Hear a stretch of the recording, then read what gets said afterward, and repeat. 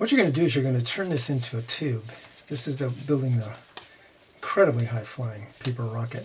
So I'm going to take this and I'm just going to bend it out. I'm going to make some little tiny wings like that. So I just want to have that. That's going to be the only thing exposed. So I'm going to go like this. You can actually trim this off if you want. So what I'm going to do, basically I'm doing that. You see that? So I'm going to tape this into a barrel. And again, this I could take off, but you can kind of experiment and see if it works. This takes about 10 minutes to do. You really have to wrap it tight. Okay, it's important to weight down the front because it'll flop in the air, but you can shoot it about 2 football fields. So what I'm going to do is I'm going to basically condense this thing into a tube. And the only thing that's going to be exposed are those little teeny wings right there. So it's going to be like a slender rocket. Okay, so I'll show you. See, I'm going to put on about 1/4 inch of tape going around this thing. Maybe 1/8 of an inch all the way around.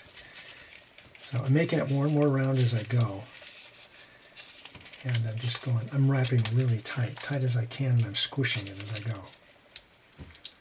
Okay, so you can see it's becoming round. And what I would do is I would do this again about another 7 or 8 times. We have contests in our science classes with particularly the kids that are about 9 years old and up really get into this. Because you're going to be shooting up and it's going to spin, and you're going to try to figure out why it's spinning. And if your fins aren't exactly right, things like that will happen. The fluid dynamics, aerodynamics of it will cause it to go a little bit crazy because it's moving so fast. So what I can do is we've actually taken it and cut that off with a pair of scissors. Because we don't necessarily want it, but we could try and keep it this time. That the staple is essential. It keeps the whole rocket together. It keeps this thing from pulling out because you're going to put a lot of torque on it. We gave you a few extra rubber bands in the pack so you could, if they break, you'll still have some more. So I can squish it together, and sometimes you can see that's a little bit off. That's okay. You can kind of work with it. You can actually cut it. You can actually cut it and make the fins straight cut and just totally tape the fins. This is not going to go near as high as it can go because it's not tight enough. It's got this. I'm squishing. It's got to be more squished. I could wrap it more. I could tape another 1/8 of an inch here. 1/8 of an inch here. I could wrap it around another 10 times. And then the ones that I go the absolutely furthest, I actually will cut this off. Okay, so what I can do is I can cut this off. So I can cut that off like that. And then, I'm only wanting these fins to show. Let me just do a couple more times here.